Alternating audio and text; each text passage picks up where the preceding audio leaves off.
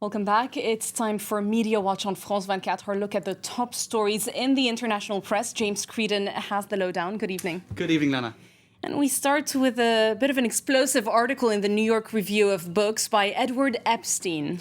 That's right. Now, this went online on Saturday, so you might think it's a bit old hat, but it's been creating... It's not. It's all everyone has been talking about all weekend. Absolutely. And the French media, even today, it was one of the top stories on a lot of the news websites in France. So it was rather improbably on the New York Review of Books website that Edward J. Epstein put this explosive article online.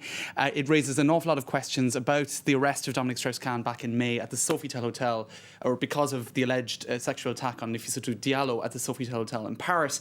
And so he raises a lot of questions about what happened, the crime scene, and whether or not, he doesn't state it, but he suggests that maybe there was a setup, essentially. So with the issues that he raises in that article and that have been picked up by the French press, you can see here Le Poste website talking about BlackBerry Gate as opposed to Watergate.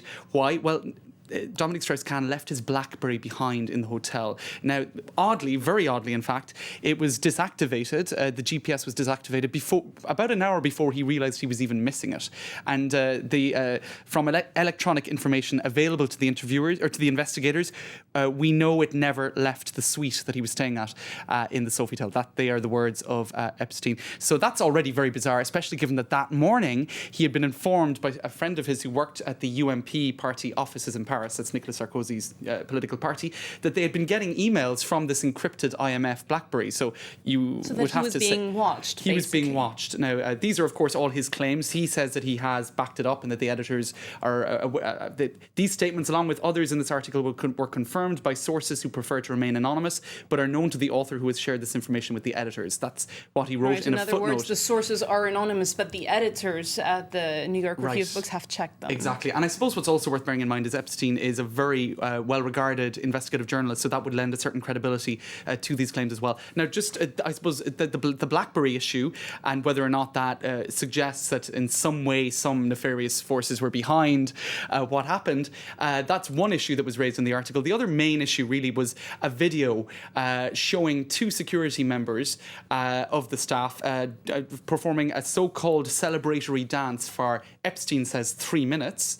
The Sofitel Hotel, who have replied about this, they say it was much closer to, you can see here that they've been replying as well, they say it was 8 seconds. Now, I've calculated that there's 2 minutes and 52 seconds between those two claims, which is a massive difference. Now, Epstein has said he is prepared to go on American television on shows such as Charlie Rose with this video and to play it. Now, I suppose this particular dance is particularly odd because, according to Epstein, it took place just after Nafissatou Diallo went in to the security staff to tell them what happened. So it certainly raises a lot of grey zones.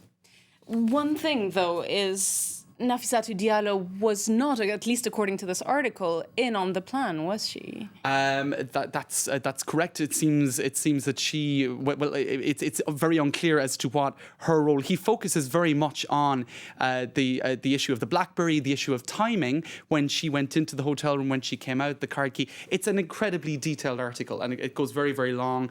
And he essentially says that everything that happened could only have happened in a period of some 6 minutes. So it's quite extraordinary. But I suppose in France, I suppose what the people have been picking up on is the fact that it took an American investigative journalist to do all this work. I mean, this is a French politician, an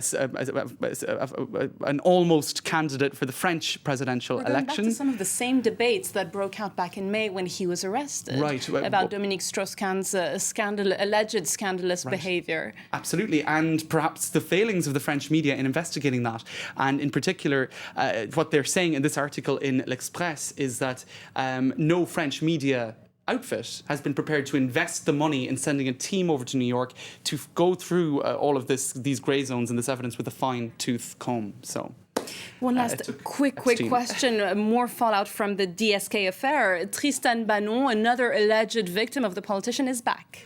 That's right. She took a case against him in France. It was dismissed. She claims that she was sexually assaulted by him as well. In any case, her career as a journalist, which she says was cut short by the whole Dominic Strauss-Kahn affair, has now started again. She's going to be a pundit, a media and culture pundit on the Paris Premiere Network. Now, the irony of that is that the show which sparked the whole scandal about her allegations was first broadcast on the Paris Premiere Network. So Tristan Bano's career is starting off once again. Some people are saying it's a bit cynical. Maybe she wanted her career to be started again through the scandal. I doubt it, though.